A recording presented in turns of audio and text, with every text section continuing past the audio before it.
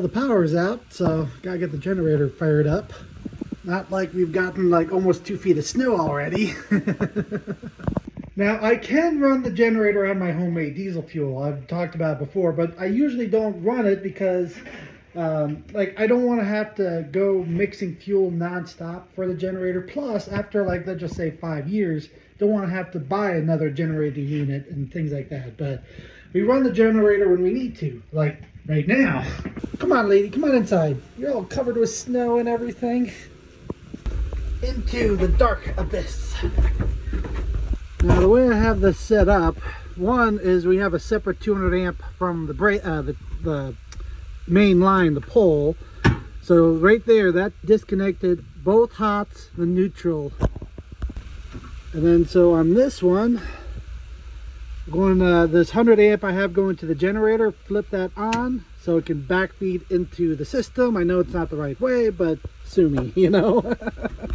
The most important is make sure that's off. If we get any more snow, I can use my bulldozer, which is completely covered. Now that exhaust pipe stays on the generator. I put the extra piece out and like a little coupler held together with the springs. Now I do have plans later to put this generator outside, like right here, but I never did it yet. So I got the panel lights turned on. Now I got to preheat the intake heaters on this generator. So it takes about like 10 to 15 seconds. There we go.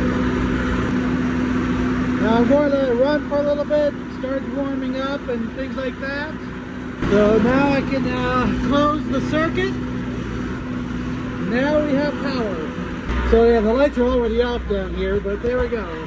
We got power to the whole house. So I'm going to top it off with fuel, make sure it's good to go. We'll run for 24 hours on the tank.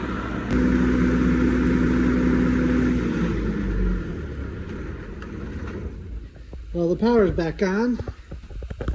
Close this up for the next time.